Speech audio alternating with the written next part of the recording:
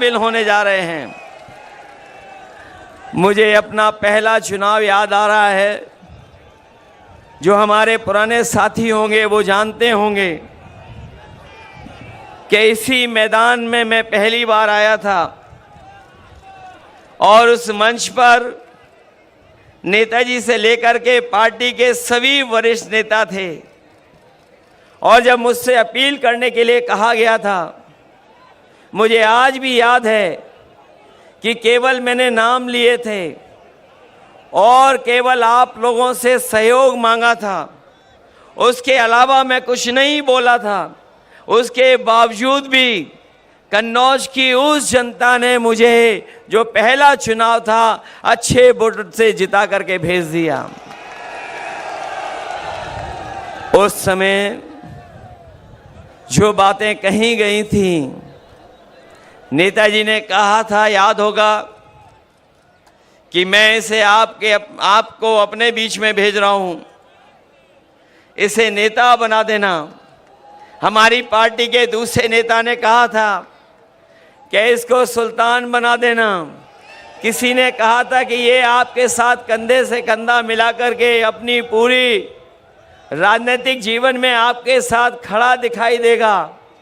और उसका परिणाम है कि पहले चुनाव से जब भी मुझे चुनाव लड़ना पड़ा होगा, मैं चुनाव लड़ा नहीं लड़ा, लेकिन अपने कन्नौज के लोगों को कभी मैंने छोड़ा नहीं। एक कन्नौज का एक लंबा समाजवादी इतिहास है जो डॉक्टर राम मनोहर लोहिया जी से शुरू होता है, नेताजी से लेकर के, और जब भी समाजवादी पार्टी ने जिसको आपके बीच में लड़ाया होगा, आपने ऐतिहासिक वोटों से जिताने का काम किया। और जब मैं जीता हूं तो इस कन्नौज को विकास की ऊंचाइयों तक ले जाने का काम किया है। इसी कन्नौज में जितने भी बड़े बड़े काम आज दिखाई दे रहे हैं, सबके सब समाजवादियों के किए हुए हैं। अगर कोई हाईवे पे चलता होगा तो वो जानता होगा कि समाजवादियों का हाईवे है। कोई चला होगा, लेकिन हाईवे को हम लोगों ने कभी धुलवाया नहीं होगा। जो लोग आज के दिन जब हम याद कर रहे हैं और अपने परशुराम जयंती के दिन, अक्षय तृतीया के दिन जब ये कार्यक्रम होने जा रहा है, मुझे पूरा भरोसा है कि कन्नौज की जनता, ऐसे लोग जो हमारे और आपके बीच में दीवार बन करके खड़े हैं, समय समय पर समाज को तोड़ने का संदेश देते हैं, उन सबको आप धोने का काम करोगे, एक एक वोट डाल करके धोने का काम करोगे।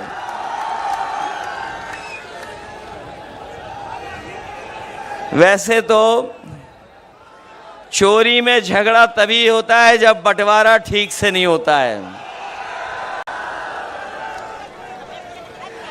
चोरों में झगड़ा तभी होता है जब चोरी की चीज का बंटवारा ठीक ना हो।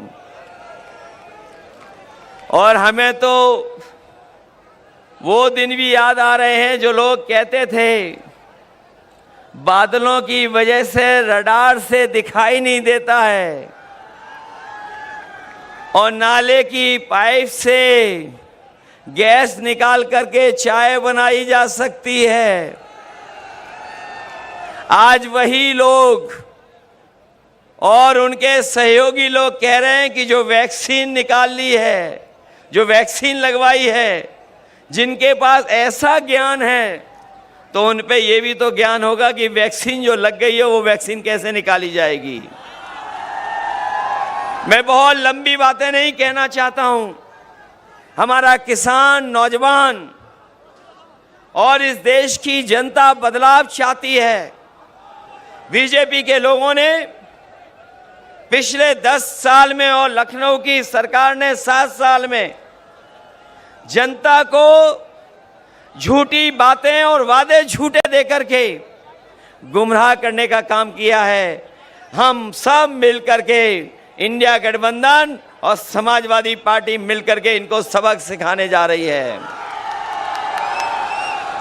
ये लोग जो हमारे आपके पीछे और संविधान के पीछे पड़े हैं, जो अपने आप को कहते थे कि डबल इंजन की सरकार है, ये बड़ी बड़ी होर्डिंगें आप इनकी देखो, जो बड़ी बड़ी होर्डिंग लगाए हैं, जो अपने आप को डबल इंजन की सरकार कहते थे, उनका एक इंजन गायब है और जिस इंजन के लिए वोट मांगने आ रहे हैं वो खटारा इंजन तो कहीं होर्डिंग पे दिखाई नहीं दे रहा है।